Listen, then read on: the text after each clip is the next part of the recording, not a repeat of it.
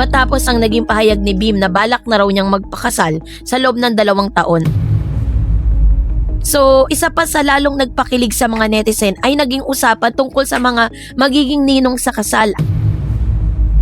Kabilang umano sa iimbitahan ay sina Tito Vic at Joey.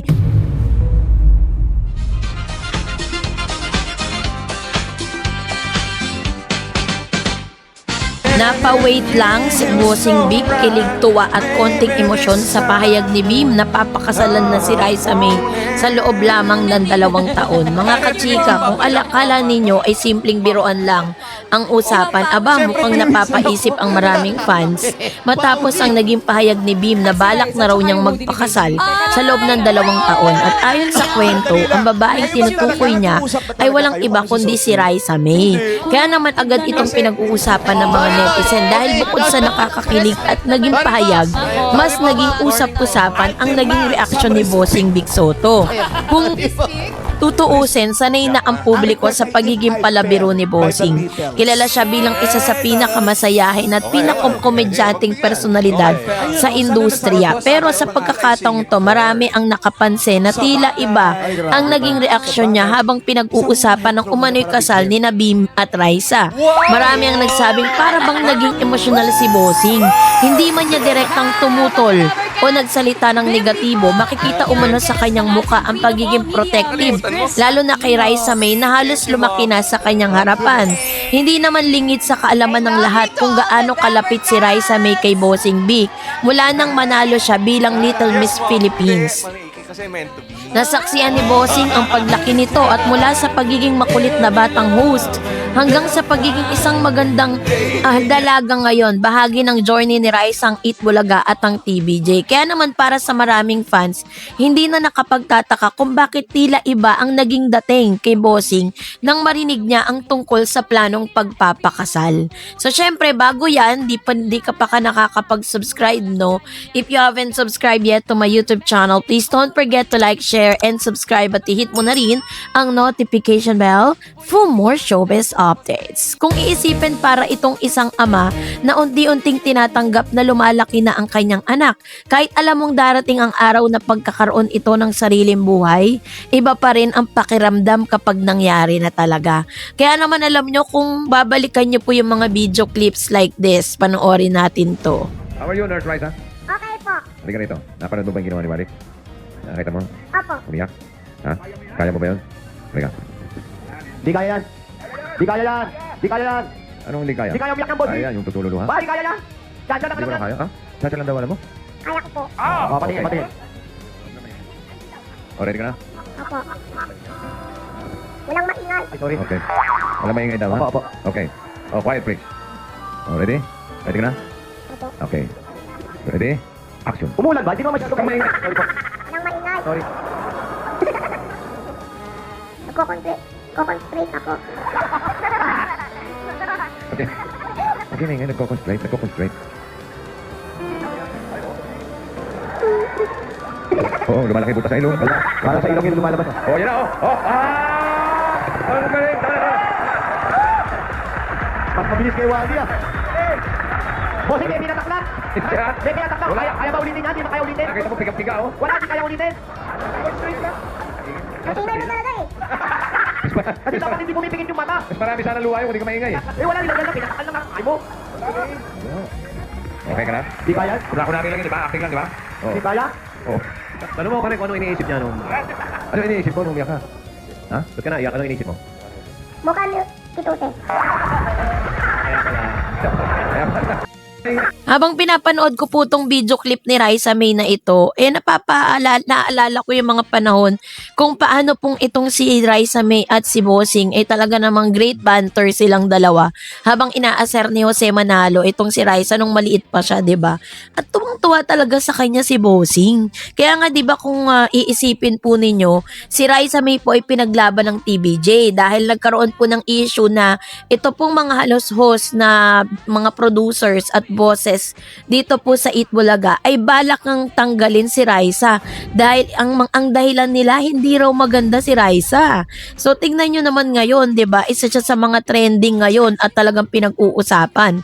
So isa pa sa lalong nagpakilig sa mga netizen ay naging usapan tungkol sa mga magiging ninong sa kasal. Ayon sa naging biruan, kabilang umano sa iimbitahan ay sina Tito Vic at Joey. Dito lalo pang naging interesado ang publiko dahil kung sakaling mangyayari nga ito balang araw, siguradong magiging napakasayang reunion ito ng mga taong naging bahagi ng buhay ni Raisa.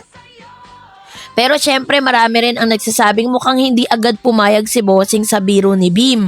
May ilang pang netizen na nagkomentong parang hindi pa ready si Bossing, no, na ipakasal si Raisa May, no, dito po kay Bimbi. Protective daddy mode si Bossing.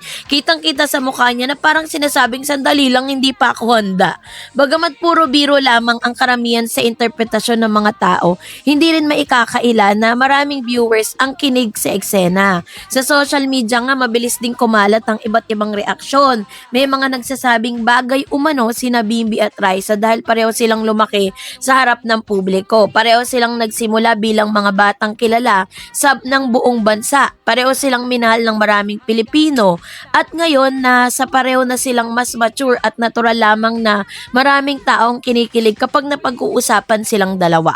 Ngunit mahalaga ring tandaan na ang mga ganitong usapan ay nananatiling bahagi ng biruan kung wala pang opisyal na kumpirmasyon mula mismo sa kanila. Gayunpaman, hindi may iwasang kiligin ang fans dahil sa closeness nilang dalawa.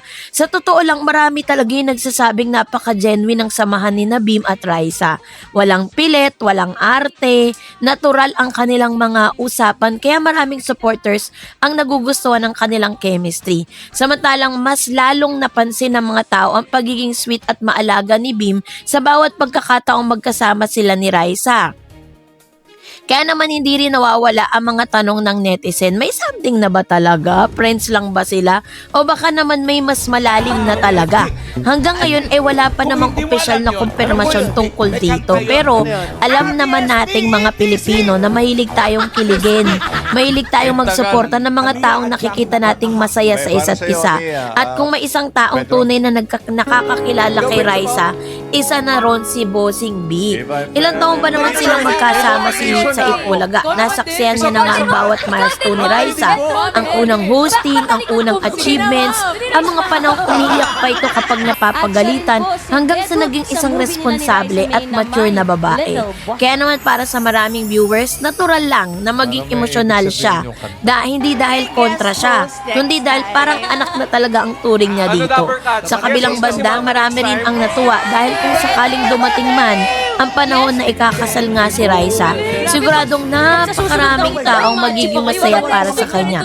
Isa na rito ang buong Eat Bulaga family. Ang TVJ, ang production staff, at syempre ang milyong-milyong Pilipinong sumusubaybay sa kanyang paglaki. Marami rin ang nagsasabing kung sakaling mangyari nga ito balang araw, siguradong magiging isa ito sa pinakaabang celebrity weddings. Hindi lang dahil sikat na si Bim at Raisa, kundi dahil halos buong bansa ay nakakakita sa kanilang paglaki.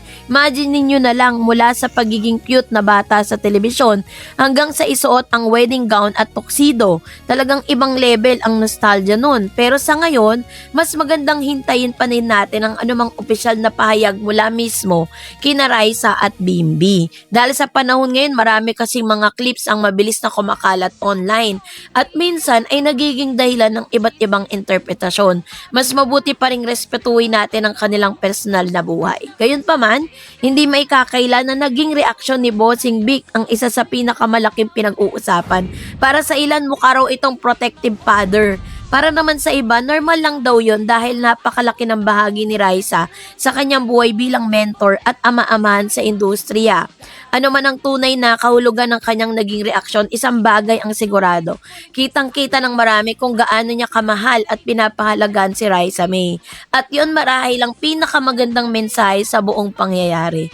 Nasa likod ng kamera, may mga taong tunay na nagmamalasakit. May mga relasyong nabuo hindi lang dahil sa trabaho, kundi dahil naging pamilya na sila sa isa't isa. Sa huli, yung mga ganitong kwento ng mga dahilan kung bakit patuloy tayong naaaliw at kinikilig no, bilang mga manonood, hindi lamang dahil sa posibilidad ng isang love story, kundi dahil nakikita natin ang totoong pagmamahal, support at malasakit ng mga taong matagal na nating sinusubaybayan. Kaya kayo, anong masasabi ninyo sa naging reaksyon ni Bossing Vic? Protective father figure lang ba talaga siya o simpleng nabigla lamang siya sa naging pahayag ni Bim? I-comment nyo ang inyong opinion at huwag kalimutang i-like, i-share at i-follow para mas marami pang latest na balita, showbiz updates at mga nakakakilig na kwento.